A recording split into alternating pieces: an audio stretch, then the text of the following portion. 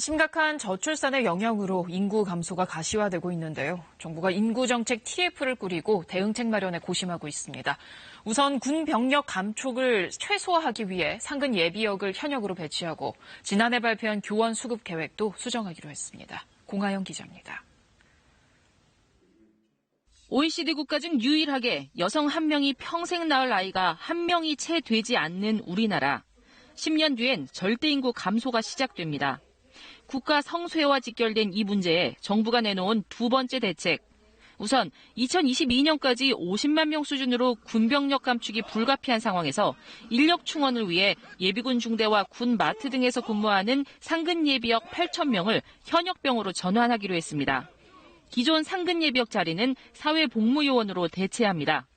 의무경찰, 의무소방 등 전환 복무는 단계적으로 폐지하고 산업기능요원 등도 줄여나가기로 했습니다. 대체 복무는 중소기업 지원 등 현 경제 상황을 고려하여 필요한 수준으로 감축 조정하겠습니다. 대령, 중령, 소령 등 중간 계급 간부의 정년 연장과 하사의 임용 연령 상향도 추진합니다. 지난해 내놓은 교원 수급 계획도 다시 짜기로 했습니다. 지난해 정부는 2016년 인구 추계를 바탕으로 교사 채용 규모를 줄이겠다고 했는데 올해 나온 통계를 보니 학생 수가 예상보다 빨리 줄어 조정이 필요하다는 겁니다. 다만 교육 현장의 혼란을 최소화하기 위해 내년 초등교사 4,000명 채용 등 당분간은 기존 계획을 유지합니다. 평생학습 확대 방안으로 지금은 대학이나 대학원 학점의 20%까지만 온라인 수강이 가능한데 이 폭을 대폭 넓히기로 했습니다. KBS 뉴스 공하영입니다.